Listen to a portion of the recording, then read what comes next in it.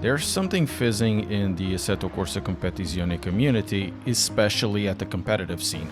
More and more prominent ACC drivers and streamers are coming forward, voicing discontent about the current state of the sim. It started with Mabex maybe a month or so ago, then Jardier. The last driver voicing discontent was Dyer McCormack. I know some of you will be saying, oh woe is esports drivers, but there is truth in these words, and say what you say about esports drivers or sim racers with big channels, but these types of drivers tend to have a good enough following that can somewhat steer ships over not the so long term. Perception is very important, and since these drivers have huge communities, the perception is also seen through these eyes. I'm going to talk a little bit about what Dyer is saying in the tweet, but also I'm going to voice a bit of my thoughts around the development of the Assetto Corsas thus far. Also, I want to preface this with Kunos creates the sims I love the most, but things that I love I criticize the most often, and things I really don't care about I just toss away and ignore. So let's start. The tweet says this: I've been around the block when it comes to GT3s and physics changes left and right and center, but the current state of ACC is the biggest joke of them all. Assetto Corsa, I sincerely hope something either happens with ACC before it's retired to fix this absolute horrid 0TC driving with outrageous top speed, insane slip angle, and the most numb steering rack of all time, or AC Evo is a masterpiece so we can forget about this sim once and for all.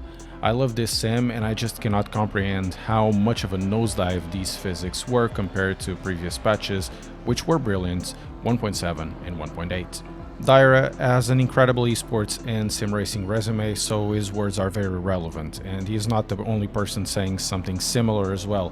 Essentially, I think, within the 95%, ACC drives really well. We will talk about force feedback in a second, but these esports drivers don't really drive the 95%. They will absolutely find any inherent sim advantage and use it. With the last 5%, the sim may very well be broken. The change in the 1.9 physics were, in my opinion, needed. Over the course of many years, ACC always had the issue with curbing and sausages. You touched it and basically you either turned around or you flew in the air. The 1.9 physics set went to alleviate and fix that. The driving dynamics were pretty good, and with the 1.9 the slip angle became a bit bigger as well, so the cars were a little more danceable in the limit. However, fixes being fixes and changes being changes, the esports guys would naturally esport the fuck out of ACC, and what are, at least in surface level, very good changes to the physics set in my extremely low skill opinion. However, these fixes became a testing ground, and out of it comes a new meta where the physics can be taken to a level of usability that wasn't really likely the case that Kunos had in mind. It's basically the esports equivalent of an arms race, if you will. We get a new type of meta setups, a new type of meta driving. The AC Evo 2 basically made a parody of itself, and a new traction control meta of zero, so absolutely tasty stuff. The force feedback talk is also something relevant. It will be a good segue for the other part of the video, and in my opinion, the force feedback in ACC has been something always very divisive. Some people love it, some people hate it. It is, for me, undeniable that in terms of force feedback, ACC is somewhat simplistic. In reality, it was always meant to be this way. There's always a lot of steering rack dampening, very little to show of forces or other effects.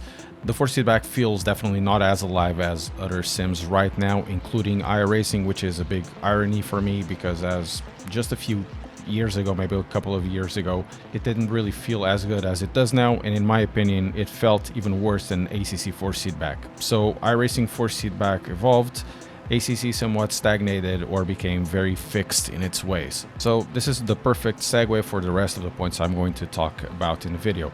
Say what you will about the esports drivers, but the point Dyer is making, or Jardier, isn't really a representation of just esports, but rather a representation, or rather they're talking about the way that Kunos approaches the development of their titles, love them or hate them.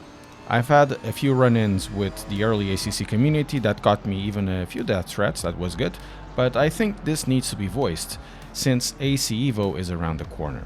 Kunos develops excellent sims, but oftentimes it seems like they design their games in such a way that the community has to fill in the gaps.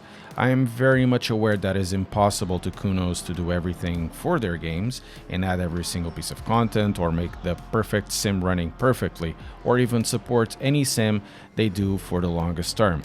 ACC right now is likely in their last legs or last states of development, and I'm really not seeing that there will be a reversal or correction of physics to go around with the issues being described. Kunos doesn't announce much, doesn't try to overhype much of their products, which is, in my opinion, a good way to go forward. However, they tend to make this sometimes too literally, to the point that they are somewhat isolated of what the community is saying and try to ignore some of the features or improvements to their sim being put forward by the community. This was true in Assetto Corsa, and it has been true to a large extent in ACC. I'm not going to say that they ignore totally the community, because that would be false, but they could take a more active look out for changes or features being proposed. I'm gonna give you a couple of examples. I've had a talk with one of the devs in the past about changes that would be, in my opinion, like it or not, positive to the force feedback in Assetto Corsa Competizione. In my opinion, the original Assetto Corsa is fantastic in terms of force feedback, and the ACC seat of pants feel and the rawness of AC's force feedback was missing, in my opinion. Had a wonderful debate, but it was clear that even for a slider for seat of pants that would be implemented in ACC as an option for the drivers that would want to use it, wouldn't happen. I might be misremembering the correct words or the ideas, but what I got from that debate is that the philosophy behind ACC's force feedback was always about the most fidelity out of the simulation of the steering rack. Essentially what that means is what you're feeling in your steering wheel in your direct drive is supposed to be the way that you would be feeling in the steering rack of the real car. The advantage is, of course, that what you feel in ACC may be very likely to be one-to-one or close to one-to-one what the car is doing in the steering rack, but the disadvantage is that I'm sitting in a sim rig in my house. There's no G-forces nor other vibrations coming through the sim telling me what's happening, and that will be true for basically 99.9% of people that don't own anything else besides a seat and a steering wheel. Another example is what I feel is a bit of the representation of how Kunos goes forward with products, and that sometimes feels like they kind of dropped the ball. That is, in this case, the multiplayer experience in ACC, something that I've talked about in the beginning as was kind of missing. The competitive aspect of ACC wasn't there, and the representation of ACC as Competizione didn't really have any competition inside the game. If you really want good daily competitive driving, it is really not inside ACC, it is a third-party experience called Low Fuel Motorsports.